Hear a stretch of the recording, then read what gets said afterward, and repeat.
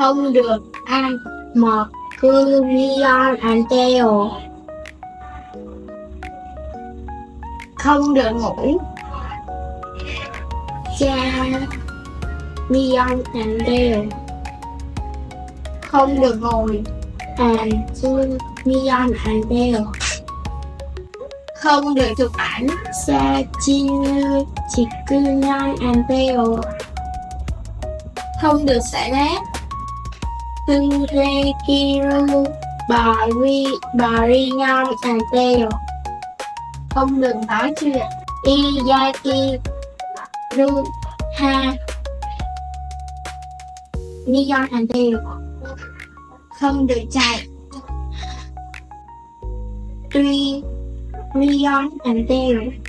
Không được đi vào